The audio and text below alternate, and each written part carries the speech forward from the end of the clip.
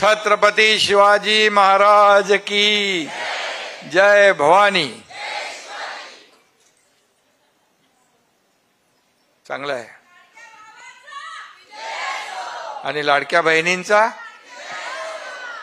सगळ्यांचा विजय तुमचा। तुम्हीच सगळ्यांनी सगळ्या इतिहासाने चमत्कार केलेला आहे। आजच्या दाई दिशा पुस्तक प्रकाशन सोहळ्याला उपस्थित आपले उच्च तंत्र शिक्षण मंत्री चंद्रकांत दादा, उद्योग मंत्री उदयजी सामंत, ज्यांनी पुस्तक लिहिलं दाई दिशा ते आपल्या उपसभापती नीलमताई गोरे, अध्यक्ष साहित्य महामंडळ मिलिंद जोशी, मराठी अभिनेत्री आपल्या निवेदिता ताई माने सराफ, बरोबर आहे ना,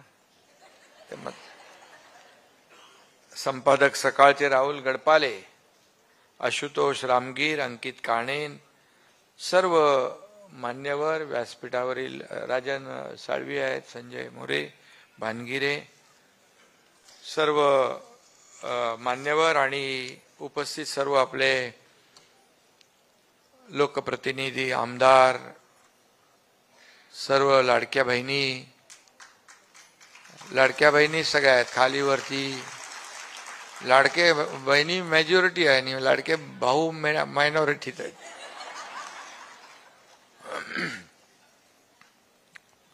पण सगळ्यात महत्वाचं म्हणजे आजच्या आपल्या पुस्तक त्यांनी लिहिलंय, पण सत्कार मूर्ती आपल्या सर्वांची लाडकी बहीण दाई दिशा या पुस्तकाच्या लेखक नीलमताई गोरे यांचं मी आपल्या सगळ्यांच्या वतीने मनापासून अभिनंदन करतो, मनापासून त्यांना शुभेच्छा देतो। आज आमच्या नीलमताई यांच्या पुस्तकाचं प्रकाशन आहे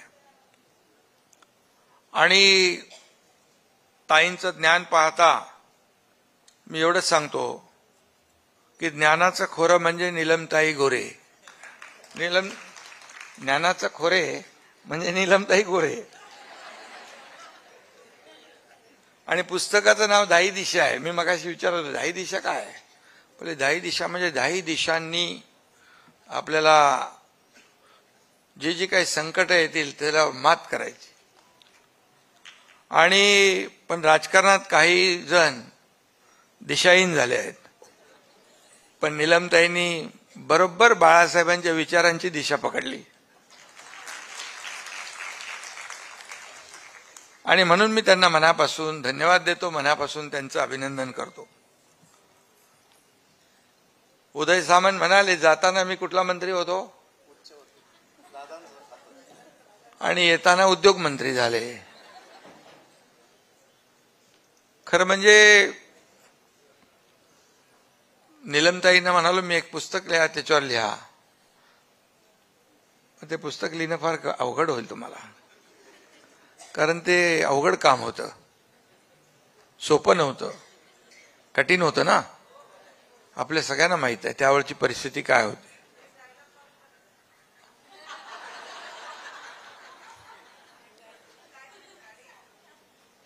ते आपले यांचे काय आहेत शहाजी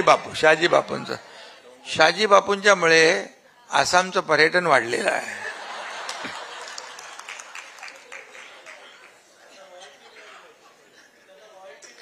रॉयल्टी मी देण्यासाठी मुख्यमंत्र्यांना विनंती केलेली आहे तिकडच्या। खरं म्हणजे त्याच्यानंतर काही जाहिराती बघितल्या मी आणि त्याच्यावर शहाजी बापूचे ते डायलॉग असायचा, बरोबर ना। त्यामुळे उदय सामंत म्हणाले त्यांना ताईंना पुस्तक लिहा, पण त्याच्यावर एक मोठा सिनेमा काढा। आणि सगळ्या वरचा जो काही स्टोरी आहे ती सगळ्यांना माहित आहे, पण खरी आतली स्टोरी मला माहित आहे। त्यामुळे तुम्हाला काय म्हणतो आपण ते स्क्रिप्ट रायटर म्हणून तुम्हाला माझ्याशीच बोलावं लागेल. आता किती ते आत खोलवर त्याच्या कंगोरे आणि सगळ्या गोष्टी ज्या आहेत. आणि खरं म्हणजे गमतीचा भाग सोडा, परंतु ते जे काय आम्ही केलं ते या महाराष्ट्रातल्या जनतेने स्वीकारलं, यासाठी मला आनंद आहे. मला आठवतं मी काल परवा दादा आज कार्तिकी एकादशीची पूजा करायला गेलो होतो पांडुरंगाची, आणि ज्यावेळेस हा उठाव झाला त्याच्या अगदी लगेच आषाढी कार्तिकी होती, आषाढी एकादशी होती. आणि आषाढी एकादशीला मला तिथं पूजेचा मान मुख्यमंत्र्यांचा असतो. मी पूजा केली छानपैकी, आनंदात, अगदी समाधान वाटलं, कुटुंबासहित सगळ्या आपल्या लोकांसहित. मला वाटलं बाहेर आल्यानंतर लोकांच्या काय प्रतिक्रिया असतील. वारकरी 10-15 लाख वारकरी, 20 लाख वारकरी आषाढीला येतात. काल पण बघितलं 7-8 लाख वारकरी होते. पण चंद्रकांत दादा, मी बाहेर आल्यानंतर पोलीस म्हणाले तुम्ही लवकर गाडीतून, आपण सुरक्षेच्या दृष्टिकोनातून. त्यांनी मला आणखी काही सांगितलं ते मी इथे सांगू शकत नाही. परंतु बाहेर आल्यानंतर जी लोक उभी होती, लाखो लोक, त्यांनी जे काही हसत मुखाने माझं स्वागत केलं आणि जो जो काही जय जयकार केला, काय काय लोक स्वागतात बोलत होते. एकही माणूस असा नव्हता की त्याच्या चेहऱ्यावर आनंद नव्हता. मी ओळखलं की आपण घेतलेली भूमिका, आपण घेतलेला निर्णय या महाराष्ट्राच्या हितासाठी घेतलाय. हे वारकरी कधी राजकारणामध्ये कधी पडत नसतात, पण जे खरं आहे, सत्य आहे तेच बोलत असतात. ते त्यांच्या चेहऱ्यावरून दिसत होतं. आणि मग जे काही काम सुरू झालं ते आपण पाहिलं. मग या राज्यामध्ये रखडलेले प्रकल्प आपण पुढे नेले, विकास प्रकल्पांना आपण चालना दिली, लोकाभिमुख कल्याणकारी योजना आपण केल्या. आणि त्या योजना जास्तीत जास्त माझ्या लाडक्या बहिणींसाठी केल्या. सगळ्यात महत्वाची म्हणजे मुख्यमंत्री माझी लाडकी बहीण योजना आपण सुरू केली. आणि तेव्हा देखील लोक सांगायचे ही लाडकी बहीण योजना म्हणजे काय चुनावी जुमला आहे गडपाले साहेब, काय होणार नाही, खोटं आश्वासन आहे, फक्त निवडणुकीपुरतं आहे. परंतु आपल्याला माहित आहे, मी एक सर्वसामान्य शेतकऱ्याच्या कुटुंबातून आलेला एकनाथ शिंदे, वारकरी कुटुंबाची प्रेरणा मला मिळालेली लहानपणापासून. त्यामुळे जेवढं होणार आहे तेवढंच मी बोलायचो. आणि विरोधक सांगायचे होणार नाही. मी लाडक्या बहिणीने एवढंच सांगितलं, तुम्ही फक्त एवढंच लक्षात ठेवा, निवडणुकीमध्ये सावत्राने दुष्ट भावांना लक्षात ठेवा. आणि माझ्या लाडक्या बहिणीने ते लक्षात ठेवलं. लाडकी बहीण योजना सुरू झाली, अंमलबजावणी झाली. आणि तुम्हाला सांगतो, आताही काही लोक दिशाभूल करतायत. चंद्रकांत दादा, उदय सामंत इथं आहेत. लाडकी बहीण योजना महायुती सरकारने सुरू केली आहे, तुमच्या या भावाने सुरू केली आहे, ती कधीही बंद होणार नाही. जे जे आम्ही केलंय, बोललोय, ते करत गेलोय. शेतकऱ्यांची कर्जमाफीचा विषय पण आम्ही गेल्या आठवड्यामध्ये मुख्यमंत्री स्वतः, मी, अजितदादा आम्ही मार्गी लावतोय. किती काटकसर असली तरी सुद्धा जे वचन दिलंय, जे शब्द आम्ही दिलेले आहेत ते पाळणार. कारण मी नेहमी म्हणतो, एक बार जो मैंने कमिटमेंट कर दी तो फिर खुद की भी नहीं सुनता. असंच पाहिजे राजकारणामध्ये. राजकारणामध्ये शब्द द्यायचा असतो आणि पाळायचा नसतो, असं काही लोक म्हणतात. राहुलजी इकडे आहेत, परंतु आम्ही शब्द देतो तो पाळतो. आणि माझ्या लाडक्या बहिणींसाठी मी आपल्याला सांगतो की महिला सक्षमीकरण अभियान तर आमच्या निलमताई त्याच्यावर आघाडीवर होत्या. मुख्यमंत्री माझी लाडकी बहीण तर सांगितलं, वयश्री योजना, लेक लाडकी लखपती योजना, महिलांना मोफत 50% सवलत, एसटी मध्ये 50% बोलले. आता एसटी डब्यात जाईल. मला अरे डब्यात जाईल तर आपले बघूया तरी. 50% केल्यामुळे एसटी फायद्यात आली, तोट्यातून. ही वस्तुस्थिती आहे. महिलांना मोफत शिक्षण, चंद्रकांत दादांनी मुलींचं सांगितलं. एका मुलीने आत्महत्या केली, ती टीव्हीवर बातमी मी 12:30-1 वाजता बघितली.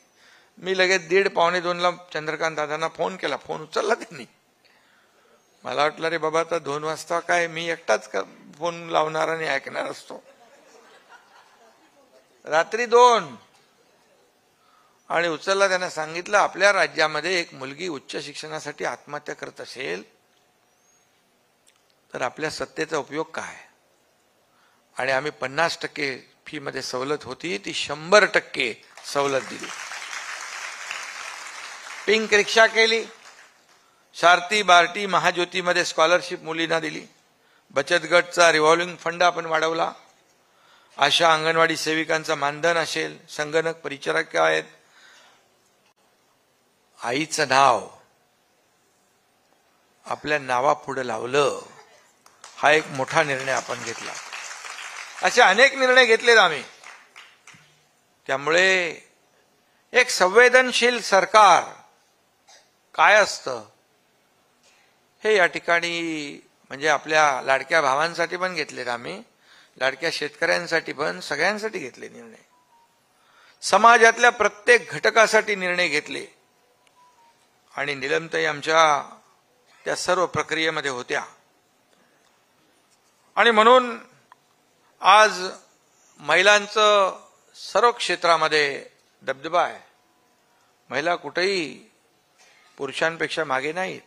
प्रत्येक क्षेत्रात महिला पुढे आहे. याचा अभिमान आहे आपल्याला, अभिमान आहे. शेवटी महिला आपली लाडकी बहीण हे प्रत्येक रोलमध्ये असते. आईच्या, बहिणीच्या, मुलीच्या, पत्नीच्या. एक त्यागमूर्ती म्हणून आपण या बहिणीकडे पाहिलं पाहिजे, महिलेकडे पाहिलं पाहिजे. एक त्यागाचं मूर्तिमंत प्रतीक म्हणून किती सुचतात त्या. आम्ही काय घरातून बाहेर पडतो, परंतु शेवटी घर सांभाळणारी कर्तृत्ववान महिला जी आहे ही आपली कुटुंब प्रमुख असते. आणि आरोग्य विभागाच्या माध्यमातून अनेक योजना आपण नीलमताई केल्या. महिला म्हणजे कुटुंब, आपली योजना होती ना, महिला सुरक्षित, माता सुरक्षित तर कुटुंब सुरक्षित. आला नाही मंगेश चिवटे आला तिकडे. मुख्यमंत्री सहायता योजनेमधून एवढी कामं केली आपण. हजारो रुग्णांना आपण त्यांचे प्राण वाचवले.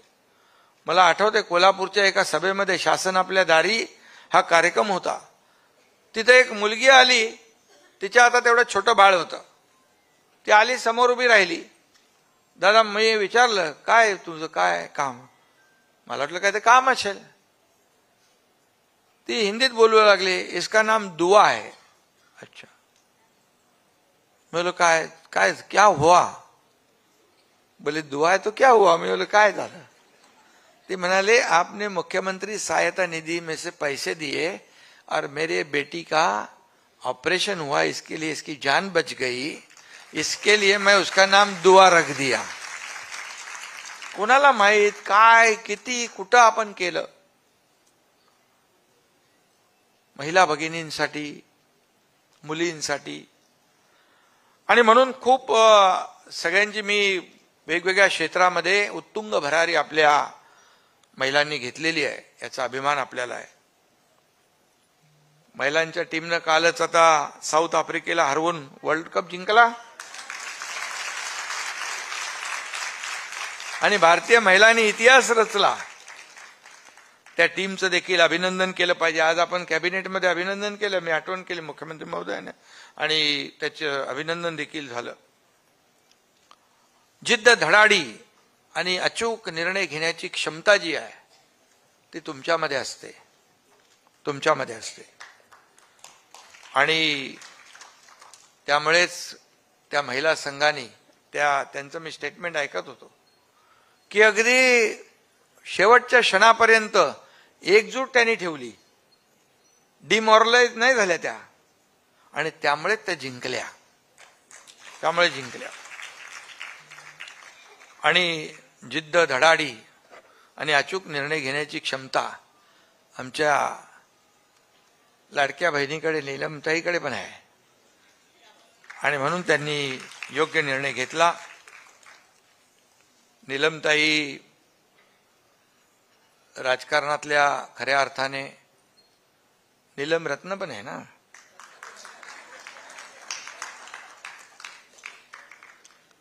त्या रत्नासारखं त्यांचं ज्ञान, सद्गुण, सच्चेपणा आणि धैर्याचं त्या प्रतीक आहेत. नीलमताईंची राजकीय कारकीर्द देखील आपण पाहिली. मी देखील अनेक वर्ष जवळून पाहतोय. एक पक्ष सहकारी म्हणून देखील, अनेक पक्षाचा प्रमुख म्हणून देखील नीलमताईंच्या कार्याचा आलेख चढताच राहिलेला आहे.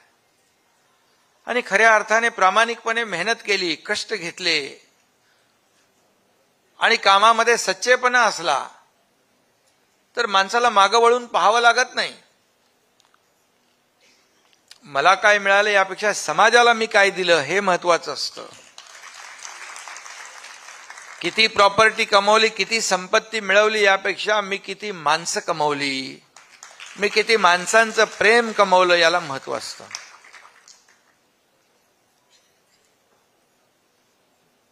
आणि म्हणून नीलमताईंसारख्या समाजामध्ये अनेक आपल्या बहिणी आहेत, ते असं काम करतायत. मी नेहमीच सांगत असतो, राजकारणामध्ये किंवा आयुष्यामध्ये अनेक उतार चढाव येत असतात, अनेक कटू प्रसंग येत असतात, अनेक संकट येत असतात, अनेक वेळा संघर्ष करण्याची वेळ येत असते. परंतु माणसाने कधी डगमगता कामा नये.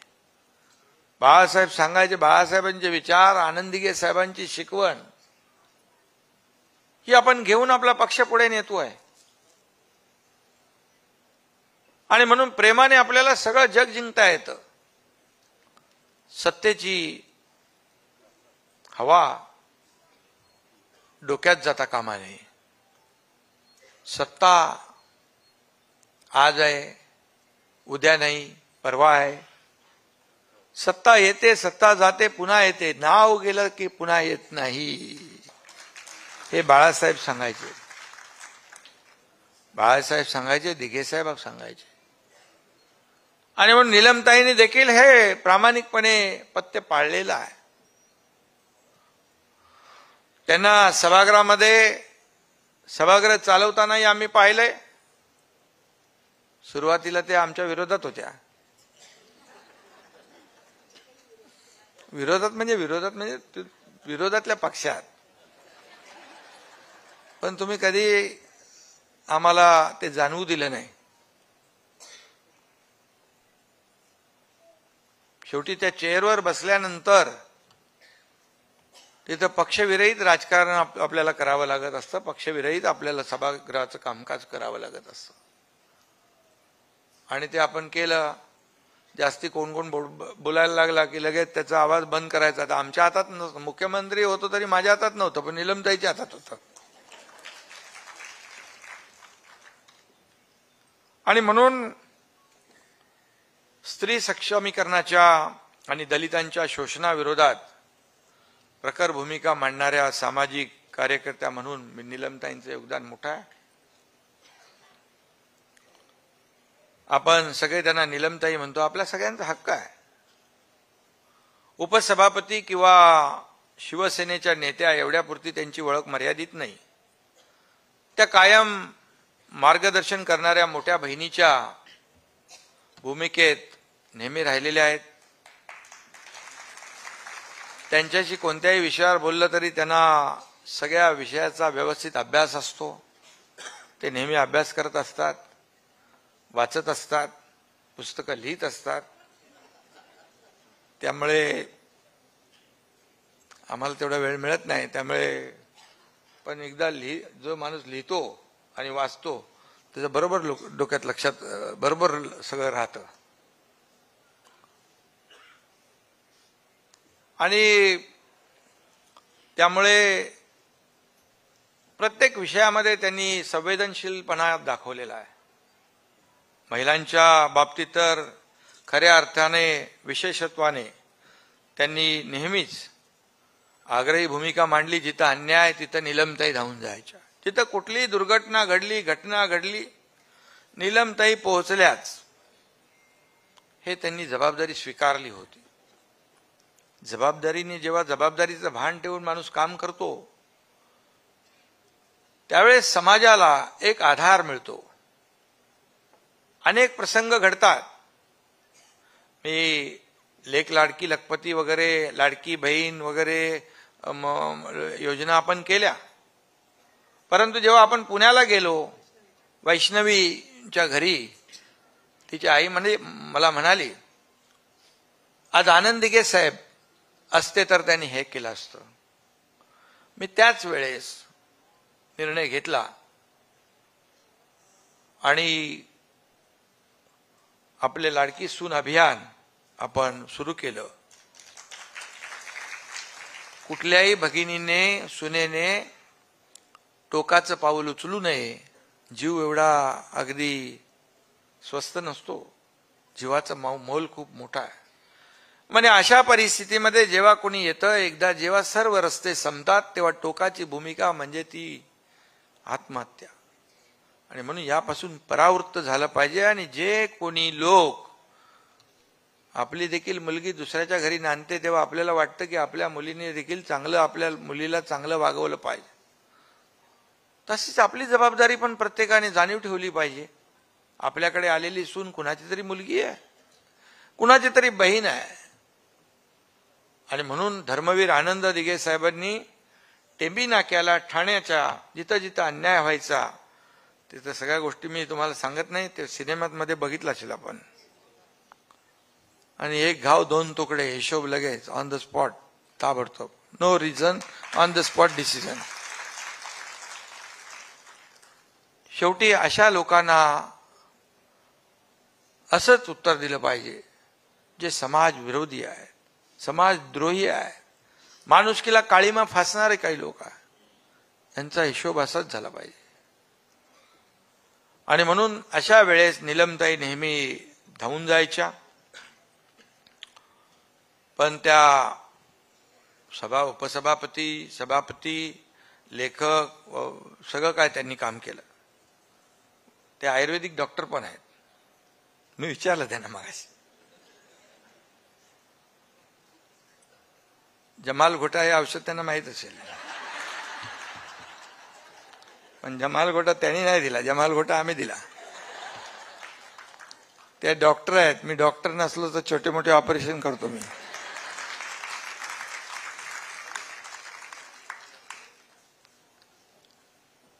कोणाला गोळी पाहिजे, कोणाला इंजेक्शन, मग कोणाला ऑपरेशन.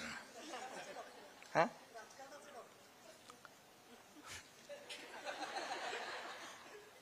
त्यामुळे बाळासाहेबांची जी पद्धत आहे आणि जे विचार आहेत, आनंद दिघे साहेबांच्या सोबत आम्ही काम केलं. त्यामुळे जिथं अन्याय दिसेल तिथं अन्याय विरुद्ध लढणं ही शिकवण. आणि नीलमताईंनी देखील तेच आत्मसात केलंय. अन्यायाविरुद्ध लढण्याचं काम त्यांनी केलं, अन्यायाला वाचा फोडण्याचं काम त्यांनी केलं. अन्याय सहन करणं देखील अन्याय करणे एवढंच तोही गुन्हा आहे. आणि म्हणून आम्ही वयाच्या 18-19 वर्षापासून जे झपाटल्याप्रमाणे एक काम करत आहोत. नीलमताई देखील जे काही संघर्षातून आली ते आपण सगळ्यांनी पाहिलेलं आहे. आणि म्हणून नीलमताईंनी त्यांचे जे काही कामं आहेत, नीलमताई सुविद्य आहेत, सुशिक्षित आहेत, सुसंस्कृत आहेत. त्या कधी आपला बॅलन्स जाऊ देत नाहीत, आक्रमकपणे भूमिका मांडतात. बॅलन्स जात नाही ना आपला. आणि आमचा कधी कधी होऊ शकतो असं इकडे तिकडे रागाच्या भरात. सभागृहामध्ये तुम्ही पाहता कधी कधी इथे कुठे एक समोरून काहीतरी वेड्या वाकडं बोलल्यानंतर ते थोडे ऐकून घेणार आपण. तुम्हाला त्यांना सभा थांबवावी लागते, त्यांना माहीत पडतात एकनाथ शिंदे आता. आणि म्हणून अन्यायग्रस्त वंचित गोरगरीब महिलांचे प्रश्न मांडण्यामध्ये सोडवण्यामध्ये नीलमताईंनी एवढे वर्ष घालवले. पंचायत राज, महिला विकास, स्त्रियांवरील अत्याचार, हुंड्याची प्रथा, सामाजिक विषमता अशा अनेक विषयांवर त्यांची हजारो भाषणं झाली. खूप भाषणं त्यांनी केली. 1993 साली भूकंप लातूरला झाला, 2000 साली गुजरातमध्ये झाला, त्यावेळेस देखील त्यांनी मदतीचा हात दिला. सगळी माहिती घेतली मी. आणि विविध आंदोलनाच्या वेळी देखील त्यांनी वेगवेगळ्या अनुभवातून त्या गेल्या ताऊन सुलाखून नीलमताईंचं व्यक्तिमत्व घडलेलं आहे. आणि शिवसेनेतील त्यांच्या योगदानावर शिवसेना योजना कक्ष, प्रवास एका संघर्षाचा, शिवसेनेतील माझी 20 वर्ष आणि शिवसेनेतील निवडक भाषणं ही पुस्तकं देखील आहेत. विधान परिषद कामकाजातील त्यांच्या सहभागाचं खऱ्या अर्थाने डॉक्युमेंटेशन करणारी पुस्तकी आपण लिहिली. आणि म्हणून या सर्व राजकीय प्रवासाचं, सामाजिक चळवळीतल्या नेतृत्वाचं नीलमताई प्रतीक आहेत. दायी दिशा हे त्यांचं पुस्तक म्हणजे प्रत्येक पानावर संघर्षाची कहाणी आहे. खरं तर हे आत्मचरित्र नाही तर एक प्रकारची संघर्ष गाथा आहे असं म्हटलं तर वावगं ठरणार नाही. फील्डवर काम करणाऱ्या कार्यकर्त्याचा अनुभव हृदयाला भिडणारे असतात. या पुस्तकात नीलमताईंनी मांडलेले अनुभव हे प्रत्यक्ष फील्डवरचे अनुभव आहेत. हे केवळ पुस्तकी ज्ञान नाही, कारण त्या नेहमी फील्डवर राहिलेल्या आहेत. कुठेही काही घडलं, मी मगाशी सांगितलं की त्या पोहोचून जातात आणि तिथल्या लोकांना आधार देतात. संकट तिथं शिवसेना, आपत्ती तिथं शिवसेना. दादा पण आपले महायुतीत आहेत, त्यामुळे त्या पण आपल्या सोबत आहेत. आणि म्हणून मी मुख्यमंत्री असताना देखील आपण पाहिलं इरशाळवाडी सारख्या ठिकाणी उदय सामंत होते, तिकडे गेलो, पोहोचलो, तिथल्या लोकांना आधार दिला. एक भयान परिस्थिती होती तिथे, पण जाणं गरजेचं होतं. तळागाळातल्या महिलांसाठी नीलमताईंनी तळमळीने काम केलेलं आहे. कायद्याच्या आणि सामाजिक मदतीच्या बळावर त्यांनी अन्यायग्रस्त महिलांना न्याय देण्याचं काम देखील केलंय. नीलमताईंच्या लहानपणीच्या आठवणी या पुस्तकामध्ये आहेत. त्यांच्यावर पंढरपूरचे त्यांचे आजोबा, आजी आणि आई वडिलांनी दिलेले संस्कार, शिक्षणाचं महत्व त्यांनी सांगितलंय. त्यामध्ये सर्व जग विरोधात गेलं तरी जिंकता येतं हीच शिकवण त्यांना मिळाली आहे. पण त्यावेळेस खचून जाता कामा नये, धाडसाने त्याला सामोरं गेलं पाहिजे. मराठवाडा विद्यापीठाच्या नामांतर लढ्यात आणि मंदिर प्रवेशाच्या मुद्द्यावर त्या नीलमताईंनी घेतलेली भूमिका सामाजिक बांधिलकीची साक्ष देणारी आहे. हेही महत्वाचं आहे. महिलांसाठी फिरतं मदत केंद्र देखील सुरू करण्यापासून ते राज्यासाठी महिला धोरण ठरवण्यापर्यंत अनेक महत्वाच्या टप्प्यांवर त्यांचं मोठं योगदान आहे. आणि त्याचबरोबर मुलींना मुरळी बनवण्याची प्रथा बंद करण्यात देखील त्यांचं मोठं योगदान आहे. महिला सरपंचांना अधिक बळ देण्यात देखील त्यांनी काम केलं. नाटक, चित्रपटात महिलांचं चित्रण, कौटुंबिक हिंसाचार, सत्यशोधक महिला परिषद या सगळ्या बाबतीत नीलमताई महिलांच्या बाजूने कायम ठामपणे उभ्या राहिल्या. त्यामुळेच त्यांचा प्रवास केवळ राजकीय नाही तर सामाजिक जागृतीचा आहे. सिस्टरहुड म्हणजेच भगिनी भाव ही संकल्पना त्यांनी समाजात रुजवण्याचं काम केलं. त्यामुळे महिलांमध्ये एकजूट आली. एकजुटीने काय करू शकतो हे महिलांनी आता दाखवलं.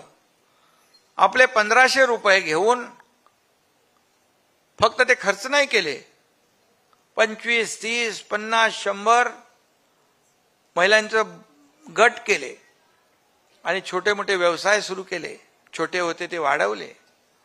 शेवटी सरकारने दिलेले 45,000 कोटी वर्षाला तरतूद केली. हे शेवटी आले अर्थव्यवस्थेतच आले. आणि त्यामुळे ठाण्याला एक वडापावची गाडी एका लाडक्या बहिणीने केली 1500 रुपये. त्याचं नावच दिलं लाडकी बहीण वडापाव. मला एक जण म्हणाला, बोले ते त्यांनी बोलवले तुम्हाला तिकडं. बोल ठीक आहे. एक कार्यक्रम करून मी गेलो तिकडे, तर बघितलं अख्खं कुटुंब त्या गाडीवर काम करत होतं. आणि पैसे किती मिळत होते दिवसाला? त्यांचा पूर्ण जो व्यवसाय व्हायचा तो 1200 रुपये दिवसाला. चहा, वडापाव सगळं. असे देखील व्यावसायिक आमच्या लाडक्या बहिणी बनल्या. या लाडक्या बहिणींना स्वतःच्या पायावर आम्हाला उभं करायचं आहे. या लाडक्या बहिणींना फक्त 1500 रुपये नाही, यांना लखपती आम्हाला बनवायचं आहे. आणि त्यामध्ये नीलमताई पुढाकार घेतील. नीलमताईंनी सांगितलं की आम्ही ते पुढे नेतो. आणि म्हणून महिलांना देखील शिवसेनेच्या मुख्य प्रवाहात आणण्याचं काम करून बहिणींना, लाडक्या भावांच्या खांद्याला खांदा लावून काम करण्याचं बळ देण्याचं काम देखील बाळासाहेबांनी केलं. बाळासाहेब शिवसेनेच्या महिलांना रणरागिणी म्हणायचे. आणि आज नीलमताई विधान परिषदेच्या उपसभापती आहेत. त्यांच्या रूपात 55 वर्ष नव्हते कोण उपसभापती महिला. मगाशी आपले मिलिंद जोशी म्हणाले, आता मी त्यांना सांगतो, पहिला तुम्ही साहित्य संमेलनाचा अध्यक्ष नीलमताईला करा, त्याच्यानंतर आम्ही बघू पुढे काय. आणि म्हणून मी एवढंच सांगतो की नीलमताईंनी खूप मोठं काम केलेलं आहे. महिलांसाठी, मुलींसाठी, समाजासाठी त्यांच्या अनेक पैलूंचं जे काही कामाचं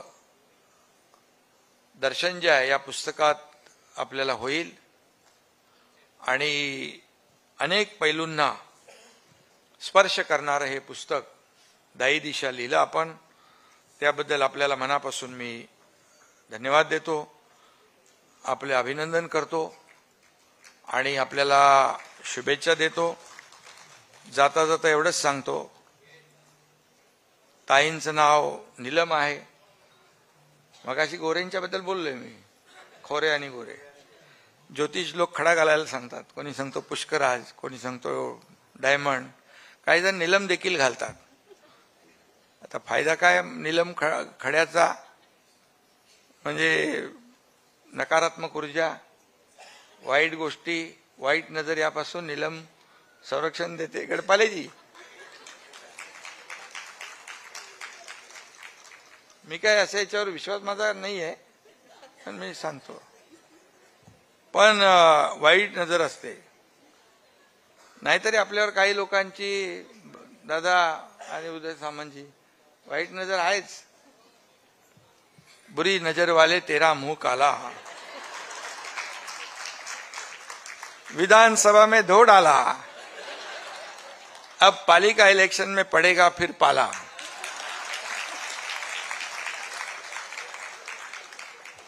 लेकिन महायुति के गले में ही पड़ेगी विजयी की माला.